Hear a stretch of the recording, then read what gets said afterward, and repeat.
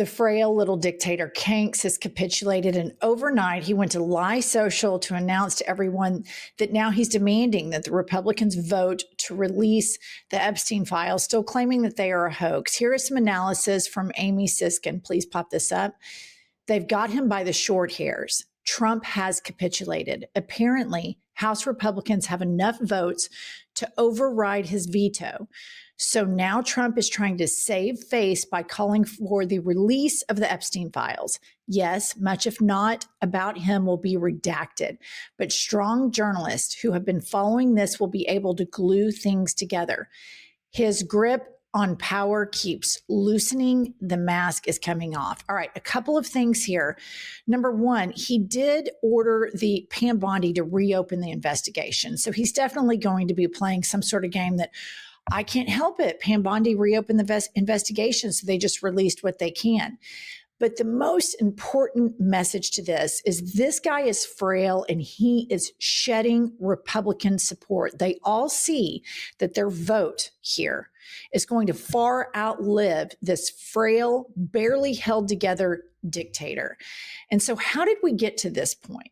So last week, hellfire is raining down on him regarding the Epstein Files as Epstein's estate drops all of these tidbits, right? So imagine if Joe Biden, Bill Clinton, Barack Obama, or if Kamala Harris had been president. If the White House, in the throes of this massive, massive scandal, you could walk by and hear this blaring from it. Kylie, play the clip.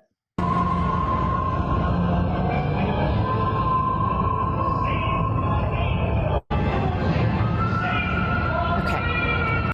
This queen has Phantom of the Opera blaring at the White House. All right.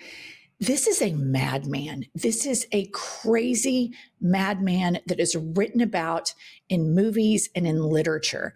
And he just does all of this crazy shit, blaring music on his patio, probably back there, hanging out with his friends, bobbing around like a little bobber. And everybody's like, oh, hey, boss, you're doing great, blah, blah. Well, all of these things that trickle out, you guys, are incredibly damning. One of them is that Epstein texts with Bannon about Epstein right before his arrest. Pop this up. 2 weeks before he's arrested, Epstein texts Steve Bannon. And here's what he texted to him. Now you can understand why Trump wakes up in the middle of the night sweating when he hears you and I are friends. So he's not only waking up in the middle of the night sweating, you guys, in the middle of the day, he's just blaring music. This presidency is completely falling apart. He is at the epicenter of a huge pedophile ring that involves not only abuse/rape of underage girls, but it also involves a photograph of Kanks giving somebody named Bubba a blowjob. And the additive details to that are that Vladimir Putin has a photograph of this. So it's not only that this man is a complete sexual deviant, but he also likes to give blowjobs, I guess, as a side hustle. And again, you may remember Ken Starr, the Family Values Republicans, all losing their minds. Newt Gingrich over Bill Clinton. And it was, that was terrible. He's the president of the United States. Monica Lewinsky was 18 years old. They impeached him for it. Kanks has given a blowjob to somebody named Bubba, and we're just barely even talking about it. All right, rolling along. Before he capitulated, this is what he was like last night, a couple of hours before he sent out the Lie Social that, okay, I give everybody vote to release the files. Here is Kanks, cranky AF on the tarmac. Play the clip. Will you let me finish my statement? You are the worst. You're with Bloomberg, right? You are the worst. I don't know why they even have you. Okay, so there he is, the typical, somebody asks him a question that requires accountability, and he thinks he's better. He thinks the rules don't apply to him, and society and the media and the country and the billionaires and the universities and the law firms have all told him the rules that everybody else has to live by don't apply to you. So he acts like a petulant little toddler, incredibly unpresidential, but everybody's so used to that by now. Here's another hissy fit on the tarmac. They would like to talk. Mr. President, Representative Massey says he's concerned that the Epstein probe you are calling for could be a smokescreen to block the release of more files. Is that the case? Well, I don't want to talk about it because fake news like you're a terrible reporter, and fake news like you, they just keep bringing that up to deflect from the tremendous success of the Trump administration. So a guy like Massey, his poll numbers are showing he's at 6% approval rating right now. And we call him Rand Paul Jr. because he never votes for the Republican Party. So they're using Jeffrey Epstein as a deflection from the tremendous success that we're having as a party. Using Jeffrey Epstein. This is the guy who, right after he won and got to the White House within a week, I think, they invite all of these paid MAGA influencers to the White House and give them binders. And they say, here are the Epstein files. We're already proactively releasing them. It was all bullshit. It was all a ruse. And at the epicenter of Trump support is the hardcore cult, which are these QAnon people that got wrapped up into this Epstein stuff, and it saved the children and all of these things. Well, this became a lot of people's identities, and the fissures that are now forming into cracks in this movement, because this guy is point person. You've got Jeffrey Epstein, then the second person mentioned the most out of all of the files is this guy, Kanks, the demented, frail, dementia-ridden president of the United States. Kankles McTaco Tits, the most embarrassing human being on the planet, is right in the center. So the cult is completely falling apart. And politicians are starting to see biology is catching up with this guy very quickly. Do you want on your record forever that you voted to protect elite, wealthy pedophiles, or that you stood up against it? And this guy's quacking like a duck. We can all see that he is, bruises on the hands, the cankles, brags about identifying an elephant on a dementia test, gets an MRI. Somebody asked him on Air Force One yesterday, did they do an MRI of your brain? And he goes, I don't even really know. So that's how bad the dementia is, that since he had the MRI, he doesn't remember which body part the MRI was for. Moving along, this is where this is getting really, really interesting for the MAGA base. They ask Kanks about Tucker Carlson and Nick Fuentes. And you may remember we covered this, that this caused a lot of disruption in the MAGA base because far-right Israel supporters have all gone to seek refuge in the party that has a tent big enough for anti-Semites. And so here he is, questions about this on the tarmac. Play the clip. Mr. President, Tucker Carlson recently had a friendly interview with anti-Semite Nick Fuentes. Tucker Carlson. What role do you think Tucker Carlson should play in the Republican Party and the conservative movement going forward? Well, I found him to be good. I mean, he said good things about me over the years. I think he's good. We've had some good interviews. I did an interview with him. We had 300 million hits. You know that. Look, I can't tell him. Will you let me finish my statement? You are the worst. You're with Bloomberg, right? You are the worst. I don't know why they even have you. We've had some great interviews with Tucker Carlson, but you can't tell him who to interview. I mean, if he wants to interview Nick Fuentes, I don't know much about him, but if he wants to do it, get the word out. Let him, people have to decide. Ultimately, people have to decide. The mayor of New York, I will say, would like to meet with us and we'll work something out. But he would like to come to Washington and meet, and we'll work something out. We want to see everything work out well for New York. You yourself at dinner with Nick. Okay. Imagine for a second, you guys, if Zoran Mamdani said, I don't know much about Nick Fuentes. Imagine what Greenberg of the ADL would do, who started a Mamdani monitor. The way that MAGA is able to be openly comforting to anti-Semites in a way that the ADL looks the other way and makes excuses for Elon Musk and for Proud Boys and for Trump's support of pardoning a man that wore a shirt that said Camp Auschwitz at January 6th. And that just all gets swept under the rug. When Zoran Mamdani has outwardly said, I believe in universal human rights. I want to address rising anti-Semitism. I want to address anti-immigration bigotry. I want to address rising Islamophobia. I want to address rising homophobia. I want to address rising transphobia. I want to address rising sexism. I want to address rising misogyny.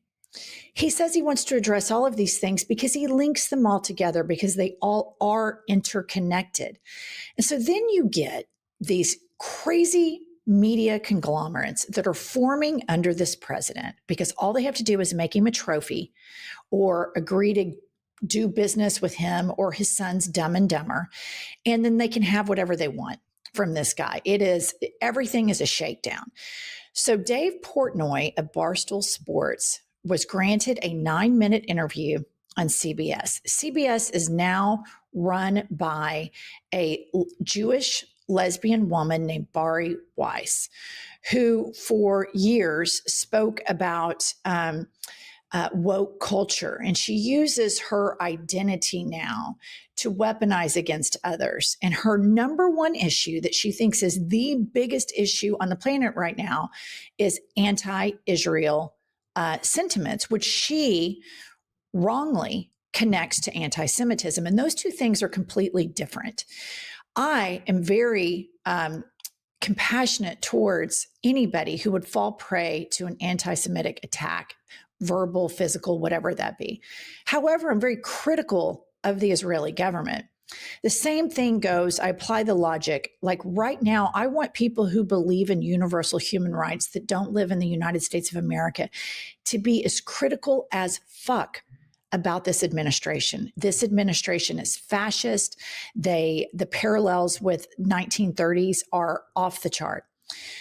So here's Dave Portnoy on his interview with CBS. Play the clip. I mean, occasionally you get a or Jew or whatever. It's every day now. Like, there's a definitive shift in what's going on. So yes, now I for me, being a Jewish person, like you got to step up. You're kind of someone people look up to in the Jewish community. You have to be like, all right, this is not normal, with the guys. People are coming in with real hate. How do you explain that line to people? It's a tough one, and sometimes they always don't get it. And just last week, a man was arrested for using an anti-Semitic slur at Portnoy while he was taping a video in Mississippi. The success of Barstool and yourself is based on not being afraid to offend, right? Speech is speech, a joke is a joke. Do you see a connection between what you unleashed and what you now have to deal with? No, because I think Barstool and myself has always had a pretty good moral compass. So we've never stood for hate or anything of that ilk. I mean, do I think that feminists should complain about a Diet Coke can being skinny and that somehow is like leading to a eating disorder by Diet Coke having a skinny can? That I think is crazy. And there are things that I think people get far too worked up, like he, she, verbs, like crazy to me. Making jokes that you are trying to hurt people's feelings and are based in hate, that's never flown with us. Okay. First of all, he, she are pronouns, not verbs. Secondly, this man called for saying that he hoped the flotilla that Greta Thunberg was on got hit by a missile. This guy endorsed Donald Trump, who at the January 6th rally, people took Nazi flags into the Capitol, Nazi flags with swastikas on them. A man he pardoned had a shirt on that said Camp Auschwitz. We all know what Donald Trump said about the very fine people that said Jews cannot replace us. We know about Trump's coddling of the Proud Boys. You don't get to have it both ways. This is the fundamental problem with this argument from far-right pro-Israel people that are using anti-Semitism to erode the First Amendment.